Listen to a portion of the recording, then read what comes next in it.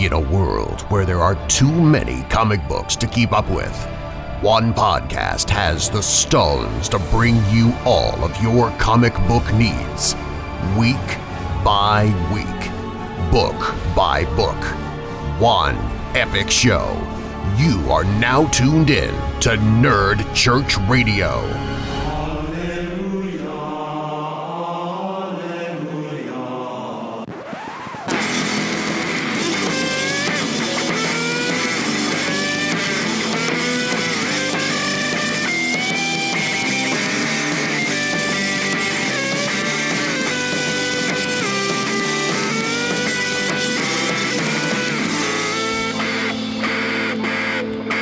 Goodbye and hello and welcome to NCR DC Mass episode number 48. I'm your host Ben Dupay. I'm Travis Roseberry. And I'm Bradley Butan. And we are your DC comic book overlords. How's everyone doing this week?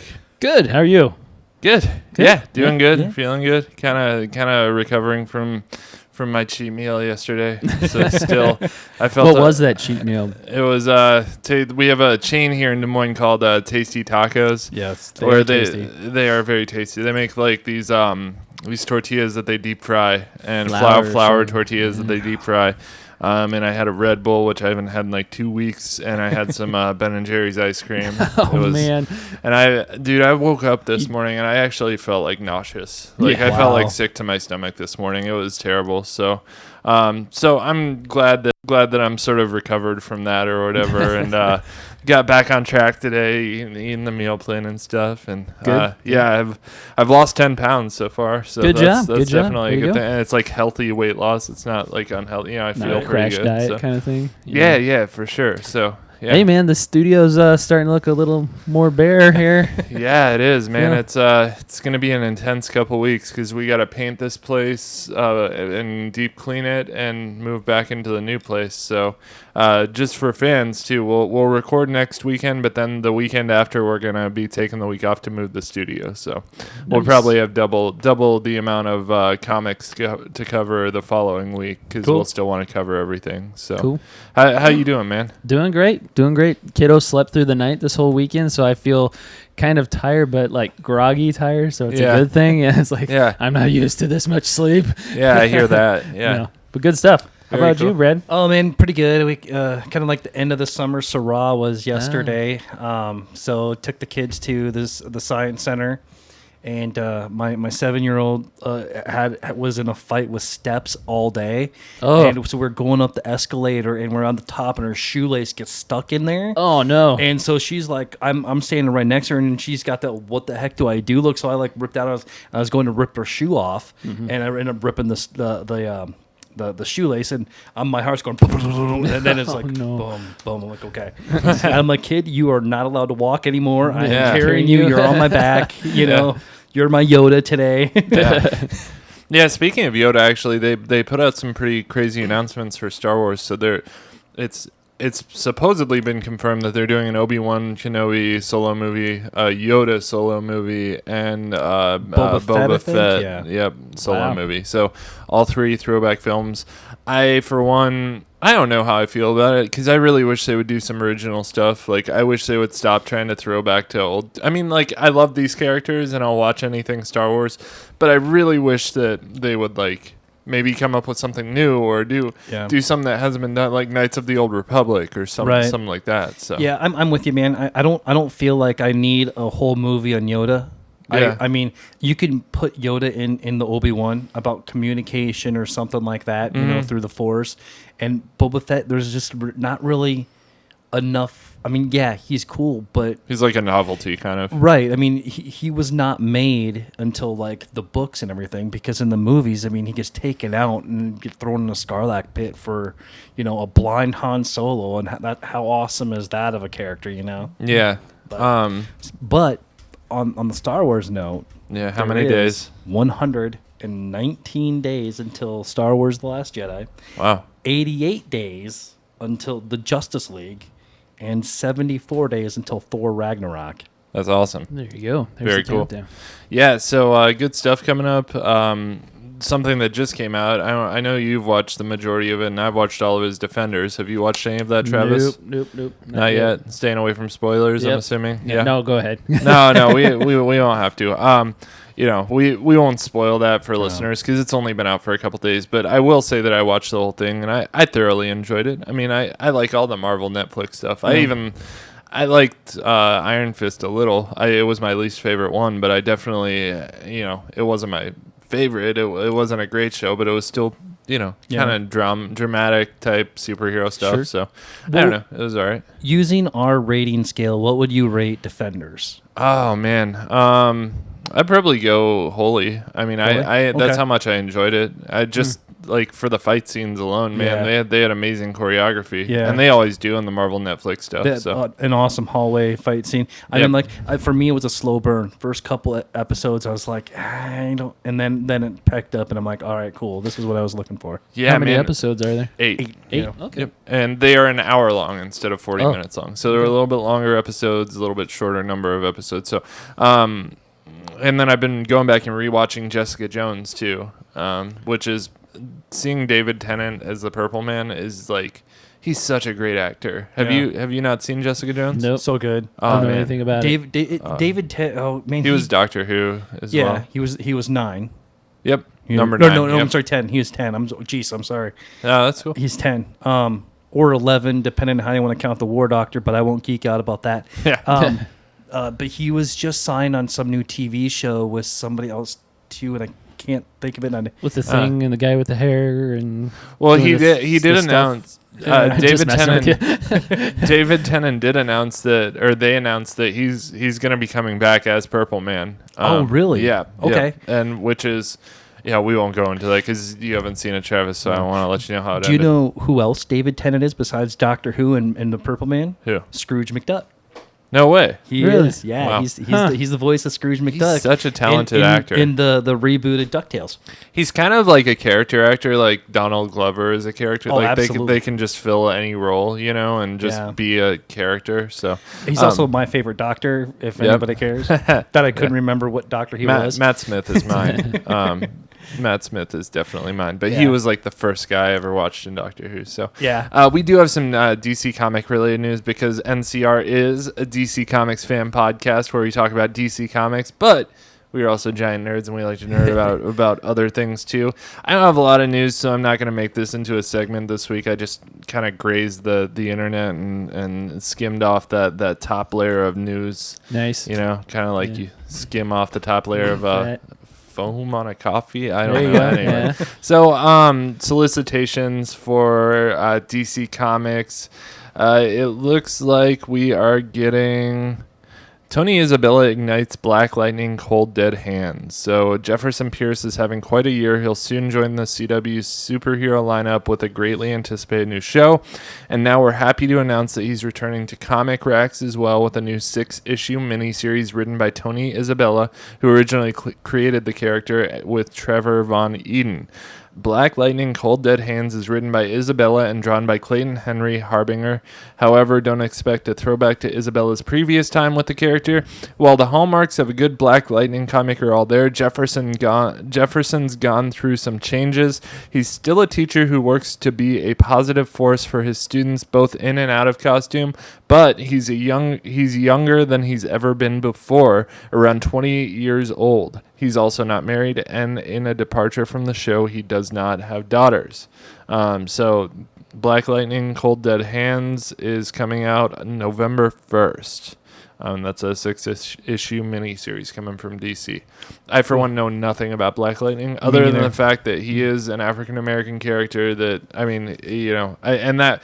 From the trailer for the show, it looks kind of like a Luke Cage thing where they're going to the inner city, to the black areas of the inner city and kind of exploring that aspect of a superhero, which I loved Luke Cage for that. Yeah, man. I thought it was awesome. I mean, having a show about that in the current year that we're in, it was really relevant. So I'm excited to see DC explore that too. I mean, that's going to be really cool. So the Magic U or something with Zatanna, Oh yeah. Oh man, the Hogwarts of DC. I read the article, but I can't. Yeah, let me pull that up here. So, Mystic U is a new 3-issue bi-monthly prestige format miniseries from Alicia Whitney and Mike Norton. First issue debuts November 29th. And this looks like it's going to include Zatanna along with some other characters. So I know nothing about Mystic U. I know nothing about this, but it looks like it's going to be fun. It's a mini series that's coming out. And then the last piece of news I have is DC reveals the Dark Multiverse Batman, Green Lantern, and Dawnbreaker #1 preview. So the Dark Multiverse has been watching the Justice League, and now fans get their first look at evil Batman version of Green Lantern. In the preview for Batman, the Dawnbreaker #1, a solemn Green Lantern Batman reflects on what remains of Arkham Asylum.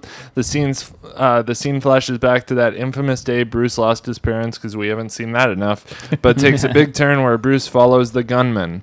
In this universe, a Green Lantern ring senses the willpower in the young man and makes Bruce Wayne into a Green Lantern. Bruce, however, is still angry at the loss of his parents and tracks down the gunman. You might expect him to apprehend him or just beat him senseless, but that is not what happens. As you can see in the preview, this time Bruce uses his new power to reduce the killer to skin and bones and then keeps going. So this is like a dark multiverse thing that's coming out. So yeah, it looks pretty interesting. It's coming out October 4th, 32-page miniseries that's coming out, and that's part of the Dark Knight's Metal thing that they're doing. So yeah, that's all I got for news this week, and we can roll straight into the books.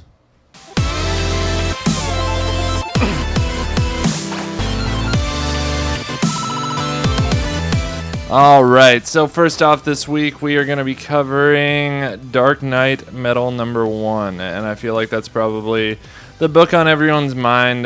We did that on episode number special, which, yeah, that was a joke that came up during the show. But anyway, so Ariel loves it when I say episode number special, so I just turned it into that.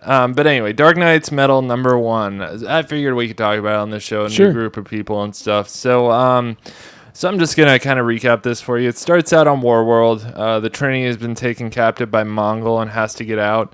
And they do so by using his robots against him. This is actually Toymaster's robots, but sort of, Mongol has procured or whatever. And so the Justice League, Batman figures out how to take control of them and form them together into one giant lion bot or Power Ranger monster thing, whatever you want to call it.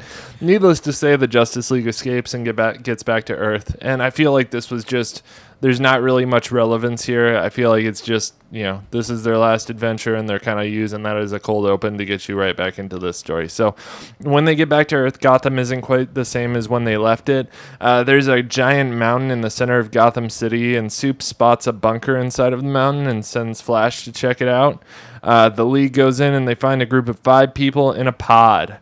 Also, a powered-down red tornado is there.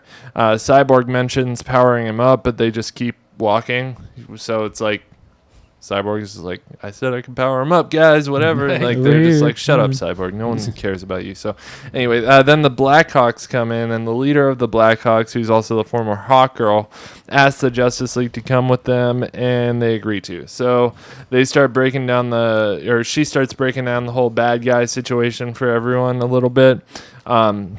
There are places on the planet that exist outside of normal science, apparently. Something about how the magnetic field reacts with the Earth's metal core. Metal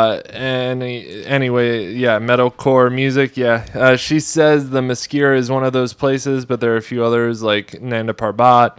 All the mysterious places in the DC are actually those places that kind of exist outside of normal science. So one of the others is Black Hawk Island, which is also, I think we realized that I think it's Dinosaur Island too. I mean, I think those two are the same place, but it's a place with dinosaurs. Everyone's at Black Hawk Island now, and Kendra is talking about Hawkman's origin and the nth metal, and she has a little bit of it left, a little sliver of it left, but she's been like walking around trying to catch all this nth metal and destroy it. That's her mission. She cut her wings off and stuff. She devoted herself to this mission.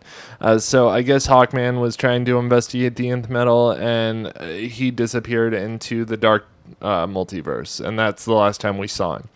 in this series. This doesn't involve the Death of Hawkman series that happened a while back. So, so the challenges of the Unknown and the Red Tornado were helping Hawkman out in this journey. Kendra shows the group, the Justice League, the 52 universe map and says that it came from the Dark Multiverse, which is on the back side of this map, which is just completely black. They just thought it was the back of the map, but it's actually a multiverse in itself. It's the Dark Multiverse. Stranger Things. Yeah, it is. We mentioned that on the other show too. It's what's it called? Stranger Things. Stranger Things. The what's Underverse or something like that. The Upside Down. Yeah. So I guess the Challengers and the Red Tornado were investigating this, and that's where this mountain was ripped out of, whatever existence it came from. I'm guessing the Dark Multiverse. And the Challengers and Red Tornado sent a message about another world filled with horrors and a crazy dragon-like beast, and Batman is apparently going to be the one to let that bad guy into our universe. Red Tornado starts freaking out because the group opens the door where he's being kept, and he's like, I told you not to open the door. And so let's see, Red Tornado starts and Batman nabs the piece of nth metal and takes off on a raptor while the group is busy trying to incapacitate the Red Tornado.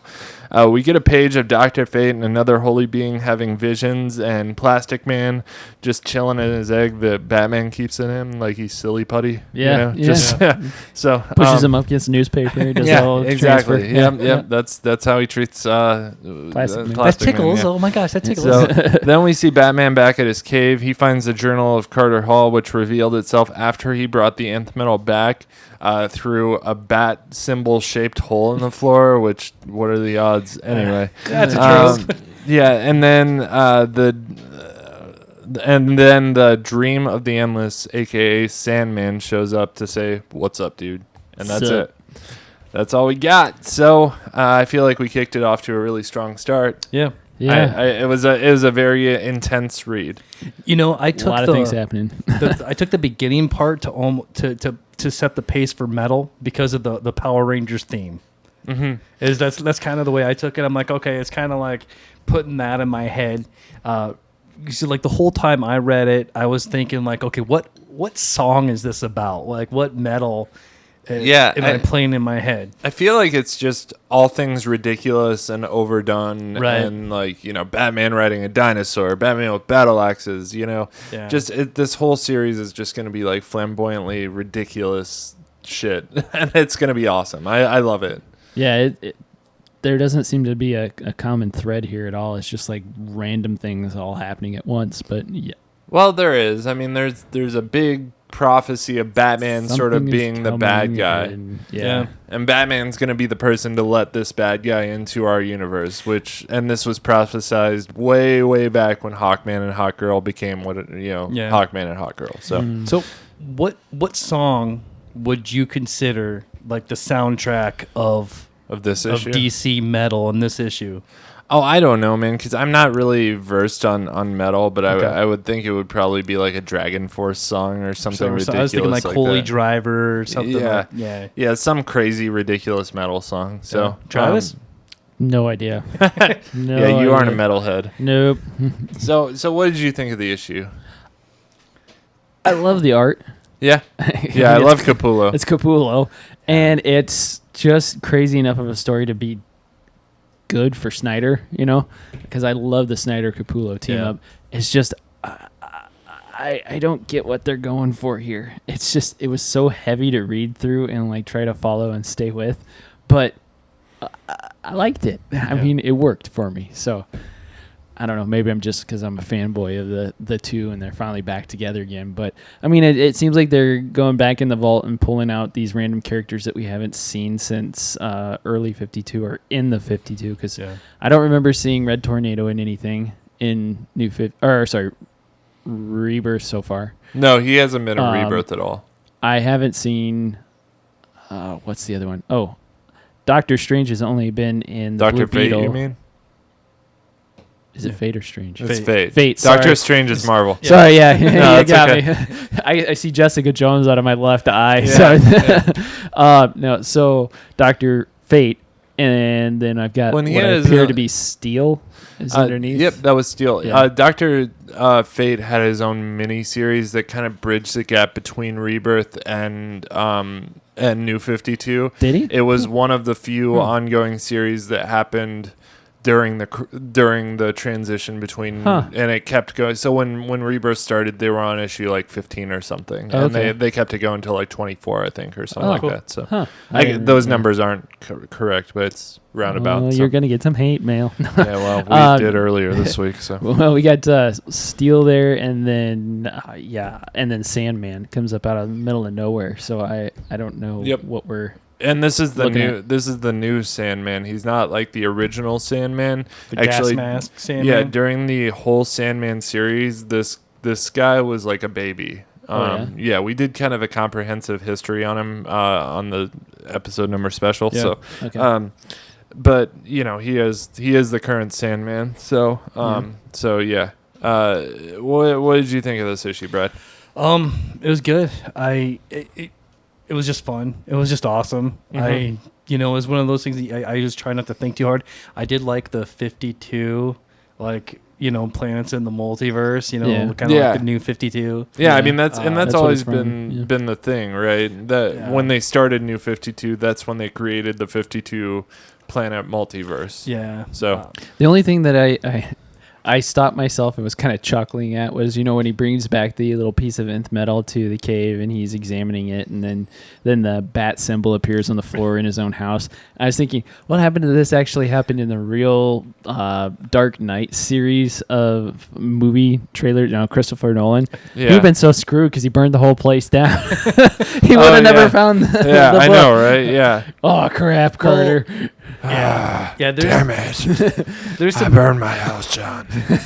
definitely like continuity. I mean, it was kind of ironic that it's Batman. Yeah. Yeah, and I know you guys talked about it on on number special. Yeah. And That's episode number I'm special. sorry, episode. Brad. I was Get it right or Ariel will get mad at you. I was when Ariel was talking about it, I'm like, yes. Yeah. But Yeah, there was one continuity issue here. Aquaman's hook arm gets mentioned. Oh, yeah. That's not in continuity. I remember so that, yeah. That's the thing people have been griping about. I personally don't care. Whatever. I don't know, man. It's decades of history. maybe for one day for Halloween, he was holding one of those like in his hand. Yeah, there we go. Yeah. That's what he's talking. He's talking about the hook arm that he went trick or treating with. Right. So, we do have a rating system here where we like to rate our comics that we review. I'll play that rating system for you listeners out there, so you know what we're talking about. If a comic book is bad, we rate it as blasphemy. If the book is good, we give our blessing. If the book is not bad, not good, but just kind of meh, we rate it as stuck in purgatory. If the book is great, we rate it as holy. And if a comic book exceeds all standards of awesomeness, we rate that book as salvation. I'm not going to give this one a salvation. I think I gave it a holy. I think it was a great book. I think it's a great start. I'm excited to see what Dark Knight Metal has in store for us. It's crazy to me that this thing goes all the way to February of next year. Wow. I mean, this is a long... They're playing the long game. This is going to go well through Doomsday Clock and stuff. So how often does it come out then? There's monthly for the main series, I believe, and then there's also little tie-ins, and so they always got to do the tie-ins that we're going to be forced to read. So, so what would you guys rate it? Blessing. Blessing. Holy. Yeah. Teach your own, man. That's cool. Yeah, I I'm love with the you. art. I mean, the art is what brings yeah, it into definitely. a holy for me. And I think Snyder did pretty good on this. I mean, like, he's definitely not at the level he was for me with New 52 Batman, Yeah. but I think it's better than All-Star Batman, and that's what I was worried. yeah. I was really worried about his recent history on writing, and I have not enjoyed All-Star Batman at all. So I was just hoping that he would do better on this one. And I think that Scott Snyder kind of has two modes that he writes in. Like, he writes the bigger titles to be more palatable to the wider audience, and then like his smaller stuff he'll generally like write some weirder stuff that maybe isn't palatable to everyone. It's a little complex and very, very literary type stuff. And I think he went back to the wider audience sort of mode on this one. So I applaud him for that, and I'm looking forward to reading more of it. So we will move things on now to talk about more of Justice League and Justice League number 27. All right, Justice League 27. All aboard the Watchtower. The Justice League and their future offspring have a few moments to catch up with each other. After Cyborg scans each of the members of the Justice League Junior Club, we find out that Jessica Cruz and Barry Allen have 2 Green Lantern kids and a Flash kid. Cyborg somehow grows a son using the mother box he has and one of his own cells. Just Weird doing- science, yeah. anybody? Doing a little odd. this whole thing with the Justice League and their kids is just, I don't know. It's not incestuous or anything, but it's just weird to me that they all hook up with each other. You know, they don't date people outside the I don't know. Yeah. Well, I mean, they're always around each other, but This is an online dating thing for it's a superheroes. CW show. Yeah. Dory is the new queen of Atlantis and is the child of Mira and Arthur. And last but not least is Superboy, is actually Wonder Woman's son, but she abandoned him, so Clark and Lois took him in. So what we were all kind of speculating wasn't true. Right. It's, unfortunately, Superman and Wonder Woman didn't, have a kid. Do But that's cool. that deed. Yeah. Yeah. Do that super deed. Before we go too far, the sorry. Justice League has a quick sidebar to discuss taking them back to their own homes, their private lives, rather than staying aboard the Watchtower, because we all know it can't survive in a Justice League book. The Watchtower always has to come crashing to Earth. Before they disband the Watchtower, Cube, or Cyborg's son, informs the Justice League of what has happened in their timeline. They show that a super war broke out between the superpowered evil people on Earth and the superpowered good guys. They infer that the world didn't stand a chance, as if the fallout of the war caused a lot of destruction and suffering. Before the war broke out, the Justice League Junior Club was isolated on Olympus, which I thought it was Themyscira, but Olympus, I guess, is on Themyscira? I don't know. Comics. Yeah. And told to remain there until their parents come back to get them. They never came back. So they stayed there and they grew up and became a little older. So after some time had passed, they left Olympus in search of their parents, but found destruction, and they stepped in to kind of help out and carry on the mantle of, or their legacy of, their parents. But then Sovereign arrived. They don't explain much about her other than she picked up Olympus and smashed it down on Earth right in the middle of a city. High on top of Olympus, Sovereign now reigns supreme and unchallenged. Side note, why doesn't Simon Baz have a kid? Everybody else is paired up, but we do find out that in the future, Simon kills Sinestro and then rules the Yellow Lantern Corps. Kind of weird. I didn't see that one coming. I wonder if this is going to follow some continuity. So what's this deal at the end with Cable stepping on Batman's head? Meanwhile, deep in the Batcave, Batman's pouring over. Meanwhile, deep in the Batcave, Batman is pouring over the data that he collected from the Kindred attack. He talks to someone or something. I assume it's his computer now has AI called Genie. Is that correct? I don't. I guess. I didn't read this I don't one. follow the Bat family that close, so I wasn't quite sure if that's some side character that I don't know Wouldn't about. surprise me. Yeah. Okay. But in a weird computer thing, like what is it? I'm drawing a blank in the 80s movie with the guy who plays Ferris Bueller, Matthew Broderick. The whole thing is like, let's play a game. Never mind. Yeah, no, I got you. Yeah. Shall we play a game? Yes. Yeah. The computer keeps asking him if he wants to play chess or something like that. They discuss the song that the Kindred had sung was actually a signal, and it's still echoing throughout the world. Before Batman can send the information to Cyborg, his signal is blocked, and in steps future Aquaman and lays down the smackdown on Bats. Well, this is future Aquaman. Yeah. He That's looks, from the he- last issue. That He looks we an awful lot like current day Cable. Yeah. He does. Yeah, he evidently, if I remember right from the last issue, he tore up Cyborg and used part of his AI type stuff to enhance his own body. It's weird. Okay. Yeah. There's an awful lot of blood too. Oh yeah. I'm a little worried about bats. Yeah, I don't know if he's gonna make it through this one. Yeah. Getting hit. He's by gonna be that like a stub. hockey player. I don't think he actually has any teeth. Yeah, I know. Um, Batman actually wears dentures. Is really? little known fact, but Batman, I'm here. I can't eat any grapes. He's I'm really just hurt. saying, like his first year of crime fighting, he got Imagine, the yeah. shit beat out of him all the time. He lost all his teeth. He wears dentures. That you guys didn't know that? It's in the DC Encyclopedia. You think so?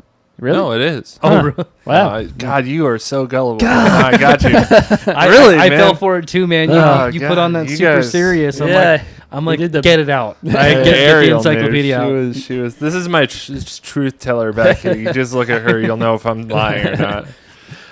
I gave this one a purgatory. I enjoyed it a little bit more than what I've been enjoying. What's his name? Sorry, Brian Hitch. Hitch.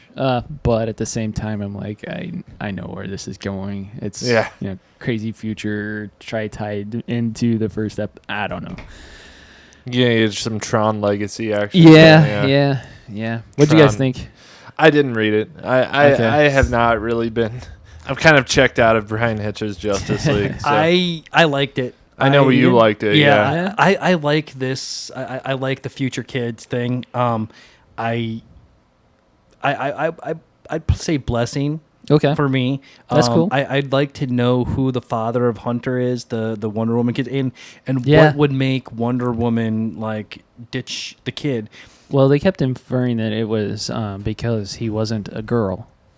Oh, okay. But I don't she's know if that's I believe that. atypical character, Right, of Wonder Woman. You know? Yeah, that 'cause doesn't seem like something she would do. Yeah, I I didn't- imagine Noah read this one and had a conniption. See, I didn't like I'll have Wonder to Woman ask in him this. about it. Yeah. I did not like Wonder Woman in this because she was so far out of character. Yeah. I mean, because all down and dopey and everything like that. I'm like, Yeah. you get it, but when you're going back and talk to your parents before you were conceived, it's like, okay, I don't know. Yeah. No, I get it. I mean, and it seems like a new 52 almost style of Wonder Woman. Yeah. A little bit. Yeah. So. Yeah. All right, well, that's cool, and we will move things on to our next book of the week, which is Green Arrow number 29. All right, Hard Traveling Hero by Benjamin Percy and Juan Ferreira. I'm sorry. I just Beautiful art by him. Oh, very good. Green Arrow shows up to Gotham and ends up crashing a party of the Court of Owls. Ollie is full of vengeance as his quest leads him to working with Batman. Ollie fills in Batman about the Ninth Circle, and they stop some towns from hunting the homeless in Gotham. Batman tells Arrow that for the next part of his quest, he will need to go to space, and that there is only one man that can put the period on the hard-traveling heroes, and that is Green Lantern. We also learned that Henry Poole, the tech genius, has found out that the woman Wendy that Oliver is charged with killing is still alive. So Black Canary and Emmy or Red Arrow are going on a search for him. Okay. Yeah, and I enjoyed this, actually. I thought it was cool to see the Court of Owls pop up again. Yeah. They're kind of working their way through the Justice League here. Yeah. And that's I mean, like, every issue has been a different Justice League member, so I gotta wonder if they're building up to something here. Yeah, it took me reading this twice to get it, because the first time I read it, I didn't like the interaction between Ollie and Batman. I'm like, cause so far Ollie, Wonder Woman and Flash and Superman, he's been, kind of more level headed and like talking like, hey, we're friends. But then when we get to Batman, they hate it. They don't like each other. Green Arrow is so much full of like almost, I don't want to say hatred, but like animosity or something towards him. But then when I read it the second time, I kind of understood that, they're about kind of the same. I mean, we all know that they're about, They're very similar. Yeah. very similar, and that, they're kind of crash on ideals maybe. But then I kind of understood that I got a little bit more. So I ended up rating this at a Holvation or a Saloli. Okay. Saloli? Wow. Hi, Nice. hi, Holy. Holvation? Yeah. Holvation? Yeah, Holvation. Yeah, I'm with you, man. I'm at a wholly on this one. I enjoy seeing Green Arrow and Batman interact. I think they're a good match. And that art, oh my gosh, like with the blood, and you can see like the reflection of like Batman. And really nice art. So good. Juan Ferreira. Yeah, he does great layouts too. I love the way he does like this one panel where they're standing across from each other. In the sewer, and sort of they're standing on top of the panels or whatever and facing each other. Yeah, that's such a cool thing. And you know what? I mean, they're two sides of the same coin, kind of. Batman and Green Arrow are a little bit, so it's cool to see. I love how Ollie talks about how like Bruce Wayne kind of pretends to be a rich playboy, whereas Ollie actually was a rich playboy. Like he wasn't playing a part. That's just who he was. Yeah. He was the irresponsible rich boy who went out and partied and stuff like that. So he kind of understands that society a little more than Bruce does because he's been that society. So that was cool. I liked how they worked in that Wayne wasn't a night owl. yeah, that was good. Yeah. But yeah, and I don't. It's been a while since I've read Court of Owls, so I don't exactly remember how that ended. But did I guess they didn't dispatch with the Court of Owls completely in that, or no? I don't think so. I think they're still around. I don't think that it's going to take a lot to kill the Court of Owls in continuity. I think they're too popular. Yeah, well, and they've been around since the start of Gotham. Right. So, I mean they've over 100 years, right, that they've been chilling. Well, so and they're down to hunting homeless people, So, I mean, they're, obviously not. Well, the Ninth Circle's kind of the one doing that, but the Court of Owls is it was benefiting the from it. It was the Talons that were hunting them. Oh, was it? Yeah. Okay, I guess I must have missed that. So, yeah, but and you didn't read this one, Travis? No, I didn't. Okay, cool. Did you have anything else on this one? No, that's it. Okay, cool. Well, we will move things on to our next book of the week, and we are moving seamlessly from Batman and Green Arrow to just Batman. What number is it, guys? Seamless. I don't know. Totally seamless. I'm sorry, I'm my typing the phone froze. timestamp here. Batman number 29. So, Bruce Wayne is having a dinner date with all the villains of Gotham, which odd doesn't really make sense to me, but okay, we'll go with it. For some crazy reason, Bruce thinks it's a good idea to sit and try and talk things out with these psychos, which, in the first 5 minutes, Joker just would have killed him. I don't know why this is a thing where this is the dumbest thing I've ever heard. I'm sorry, it makes no sense to me whatsoever. I'm with you. It doesn't go so well at first, go figure, but the Joker and Riddler both try to kill each other. Then they explain in detail how all they want to do is kill the Batman. Bruce says he's going to give money to the side of this war that he agrees with once they both sort of explain their points, which they don't explain any. They just talk about how they would kill Batman if they could. Riddler's like, I would lay him down in a ditch and kill all his loved ones in front of him and then kill him, and the Joker's like, well, I would slit his throat. And it's like, why are you going to... No, he'd strangle him. Strangle him, yeah. So why would you give money to these people? Anyway, in the end, everyone goes home and Bats tells Alfred he did this whole thing to see which side of the war he would join so that he could end the war. So he wants to join a side of the war in order to beat the other side so that the war is over. I don't know, man. This really made almost no sense to me. I don't understand where they were going. Maybe you guys can fill me in on this, but I don't get it. It makes no sense. So I don't remember that being the last part where he said, "I'm trying to decide who to join." I gotta skip back to that page, but the first part, it seems kind of odd that you're gonna invite the two heads of the warring tribes or whatever you want to call them to dinner and they're going to accept. But it kind of made sense where he's like, listen, Batman's playing both of your sides for fools. He's the one that gets to sit back and he'll inherit the city after you guys kill each other.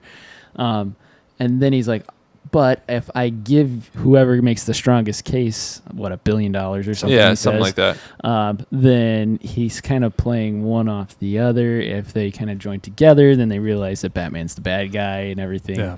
I don't know. It's so in that last page, he says, "I arranged the dinner to judge them, to see which of them up close, to see them up close, to see which was worse, and after I knew which would get the money, and and with the money, the real help he needed to defeat the other. I knew which man I'd go to as Batman, which man I'd fight for, which side I would join.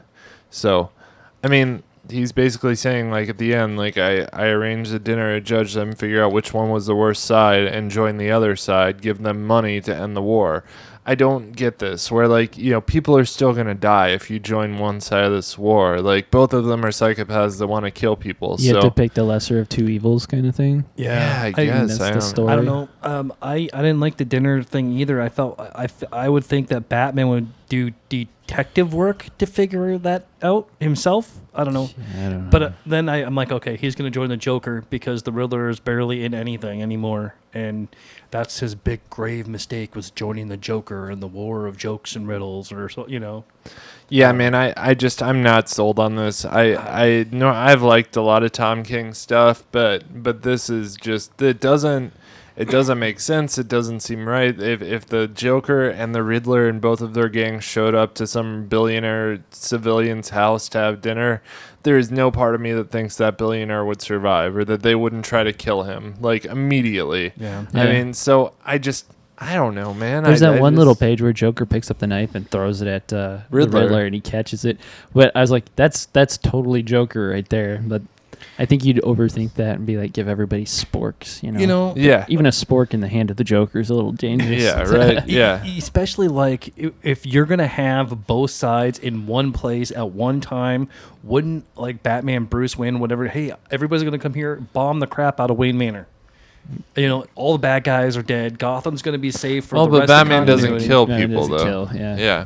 But I mean, I don't know. I don't know. Yeah, if you've got both people in one place, though, it seems like Batman would just rig up a way to incapacitate, like, you know, Gas Right. the house, you knock it know, out. Yeah. sleeping gas, knock them out, and, you know, Yep. like, hang on a sec, guys, I'm going to get dessert. Yeah. I'll be right back. Oh, well, guess I did. Ran out of ice cream. Got to go get in the car. Yeah, like, Clark Kent, can you come help me? yeah, man. I mean- I and this is during his year one, so we Right. don't know if he's actually met Superman in the Justice League yet. But I mean, this whole thing just, I don't know. I suppose it was kind of an interesting way to frame the issue with this whole narrative of the different courses of the meal and stuff. Like, I'll give Tom King credit for that. It was kind of a fun little framing device or whatever. But man, how many courses do they have? Like 8? Well, supposed to in be 9. Yeah, in a 9. French meal. Yeah, that makes sense, and I'm sure that is how many courses. He probably researched that, and but it still just didn't flow right for me. I don't feel like it's very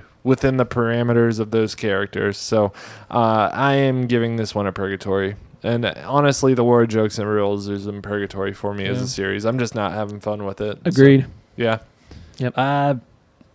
Yeah, I'm thinking so too. It was. I wanted I more didn't out pay, of this. Yeah, I didn't pay much attention to it.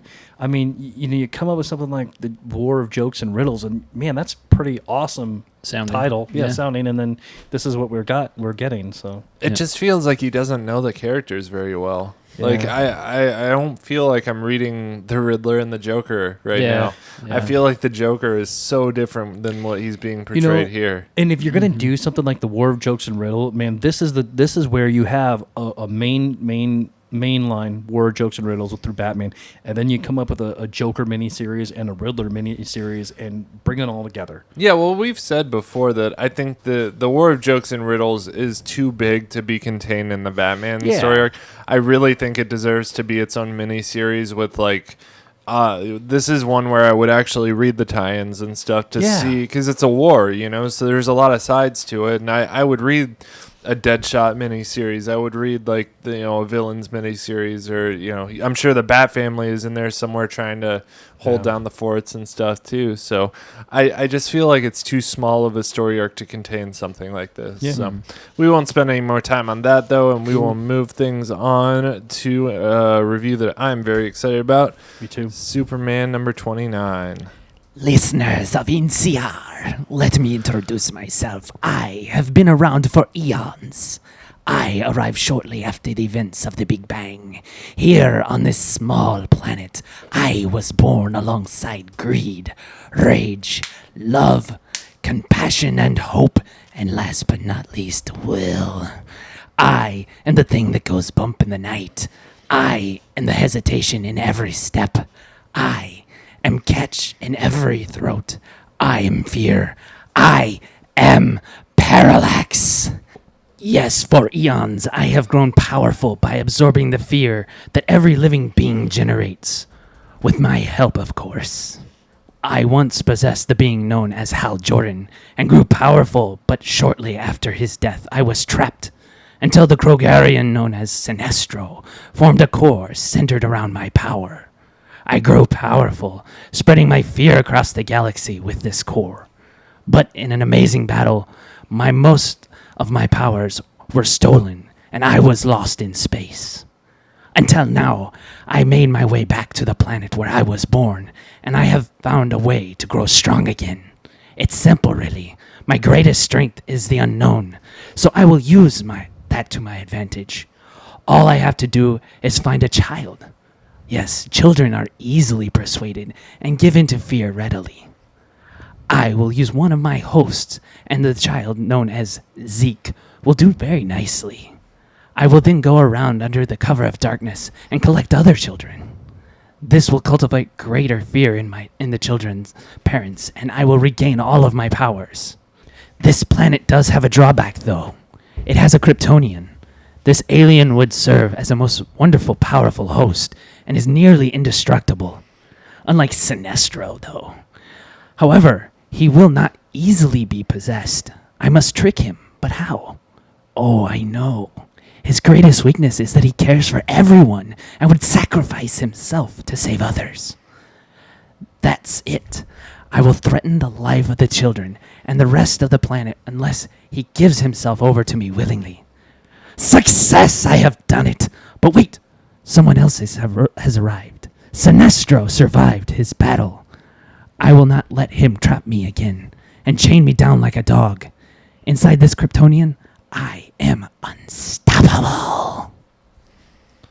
That was crazy. That was awesome, man. I really like this. I love the art. I love the writing. I wondered what happened to Parallax, and I was shocked to see Sinestro, back full powered. I lowered my rating from what I wanted to give it. I wanted to give it the holy, but I'm giving it a blessing because I'm still not, finding what I want out of it. It was when it started the story, I was kind of like, I don't get why is Superman afraid, I don't get any of this, but it kind of built and then I understood. But yeah, I mean, if we're bridging gaps between, the different ratings, I guess a blessing and a holy together would be good for me. Yeah, So- I agree, man. A holing? Yeah. A holing, yeah. I think it's a high blessing for me too. I pretty much enjoyed it. It always makes me nervous when they blend one aspect of another hero's villain into a different one. But I do like the struggle where Parallax actually tried to take over Superman like as halfway through the comic, and they just kind of ripped him out. Yeah. It's like, no, you can't do that. And then he gave himself over willingly. So I don't know. I liked it a lot. I like the fact that they brought Parallax and Sinestro back in a Superman story. Yeah. I just think that's so unexpected. You would really think that would happen in Hal Jordan in the Green Lantern Corps or the Green Lanterns. So making that move in the Superman title was a risk with Tomasi and Gleason. I think that's who wrote it, right? Yeah. No, it's Champagne. Oh. What? Champagne? I don't know. Yeah. Champagne? Yes, Yeah. please. Yeah, written by Keith Champagne or Champagne, whatever. So I think it was a good move though. Very surprising, very fun. So I thought Tomasi and Gleason wrote this. That's how good it was. Yeah, no, so. I did did Gleason draw it then? Nope. So the creative team on this was Keith Champagne, pencils by Doug Mankey, inks by Jaime Mendoza with Scott Hanna and Rob Hunter. Okay.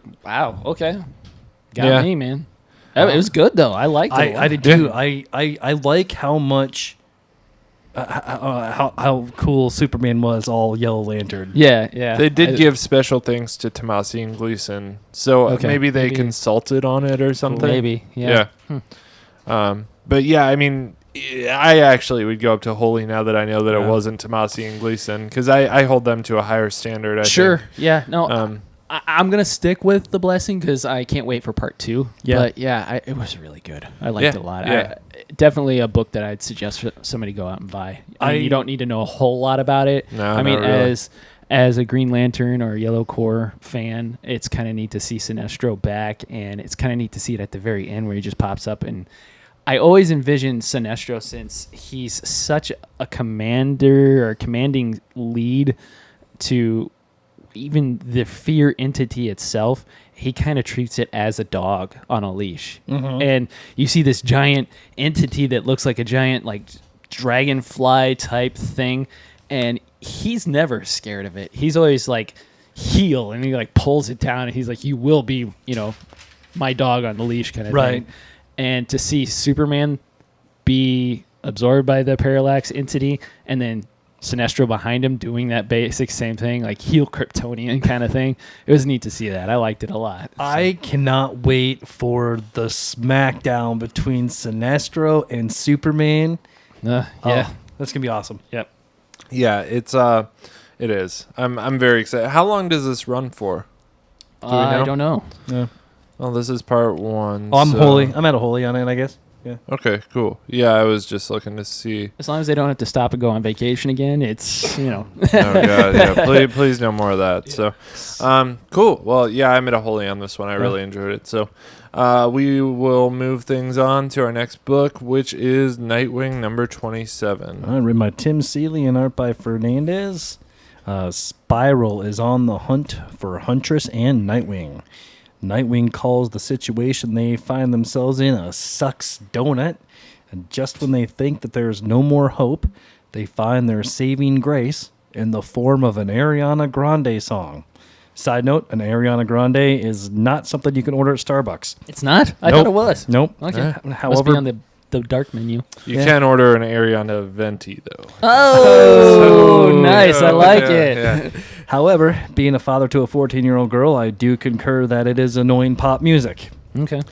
Huntress and Nightwing have been saved by the Skullgirls, former students of their spy selves.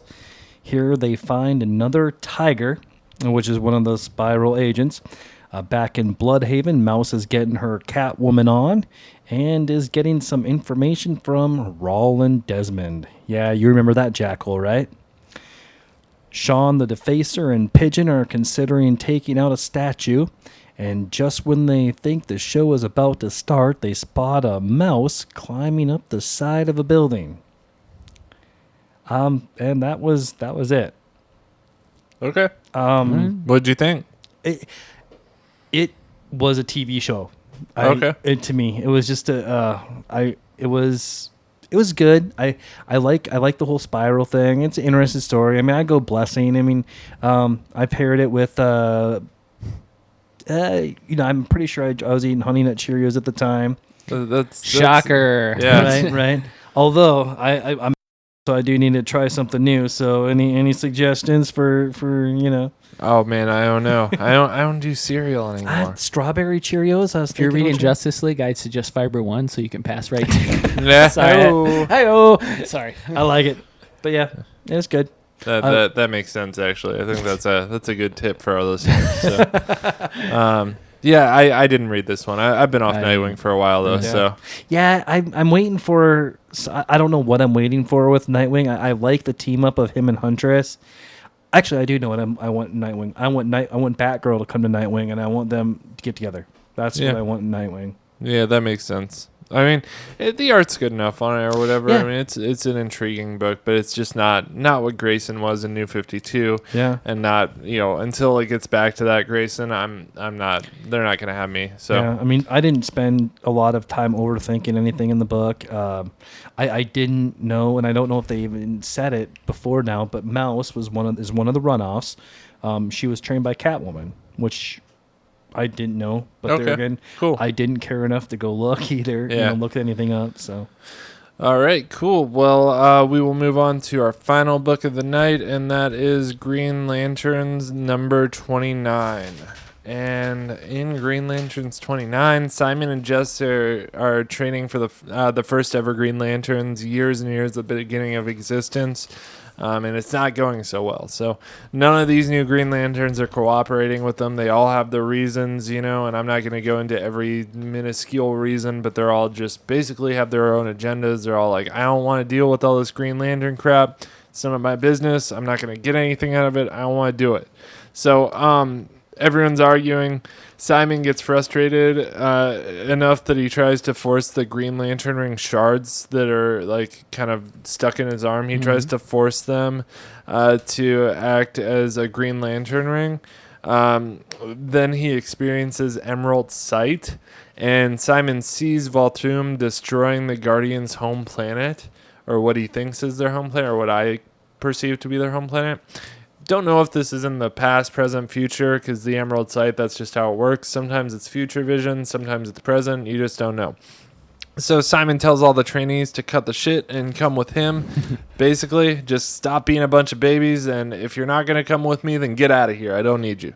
So they all they arrive at a destroyed planet, and that makes all the trainees want to stop fighting each other and do the right thing, because they're all like, man, this could be my world. If this Volthoom guy can destroy a planet, he could destroy my planet, so we're going to work together. Simon and Jess teach them the oath at the end of the issue, and they're off to kick Volthoom's ass. And that's it. Yeah. So I thought it was cool, man. Them reading the oath at the end was super epic. It was a lot of fun. I mean, it was like one of those brightest day, darkest nights type thing, So I really enjoyed it. I like this whole story arc with the First Lanterns, and it's a lot of fun. I think there's a lot of fun personalities in here, and I think it's worth your read. I give it a holy. Yeah, I'd agree. Cool. Me too. I wanted Simon to get the extra ring. Yeah. And that didn't happen. I mean, it was cool. Like, we've all been kind of too. speculating that, the pieces of the ring, but wouldn't that ring go to find another sentient? I think we kind of talked about it last week. We're not sure if it has the that ability. subroutine. I don't know. Yeah, I don't know how. I mean, it has the subroutine because it found its first host, right? But I don't know if it's programmed to keep finding hosts after that, or if it just stays there. But it's, to me, what it seems like is that ring he has embedded in him is going to act like an actual ring. Yeah. And that's just going to be his ring from now on. So it's going to be kind of cool when he turns into a Yellow Lantern now. Yeah. I'm okay with it personally. Yeah. I liked it a lot. So Sam Humphries. I think it'd be a neat thing to like explore that embedded into him thing. Like, he's actually now a functioning Green Lantern ring. Has anyone else had Emerald Sight yet? No, he's the only one. He's the only one? Okay, cool. And I tell you what, Sam Humphries is, and I mean, he's taken this, as much as I enjoy, and I don't know if you guys, I can't remember, but if you guys talked about it on Blackest Night. But Jeff Johns, he has a vision, and he just went for it. I mean, he established the universe for the Green Lanterns. Absolutely. This guy, he's taken his own vision, and he's going, and it's great. Yeah. Mm-hmm. It's fantastic. Yeah. It's great to see somebody else has that thought process, just like Jeff Johns. So. And it's in Green Lantern, because, like, I mean, if you think about it, I mean, you could build such a world within the Lanterns. Oh, yeah. Yeah. I mean, but yeah, Jeff Johns and Sam Humphries are just, they're... Yeah, I love Sam Humphries. He's very good at writing the world. What else has he done, I guess? I don't know. Okay. Yeah, I'll look into it for Cool. next time. Yeah. So that's all our books this week. So that's all we got for you, and we're right at time, so we did pretty good there.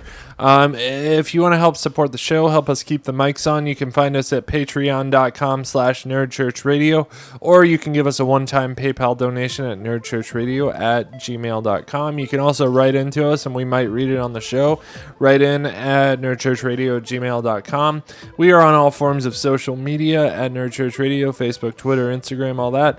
If you want to find me on Twitter personally, I am located at IndieComicBen. Travis, where can we find you? You can find me on Twitter at TraytonTR. That's TRITONTR. And Brad. I'm on the Twitter as well at nerddad_Brad. Beautiful, and that's all we got for you guys this week, so I'll say peace be with you. And also with you. Peace out, Planet Earth. Go forth and read comics.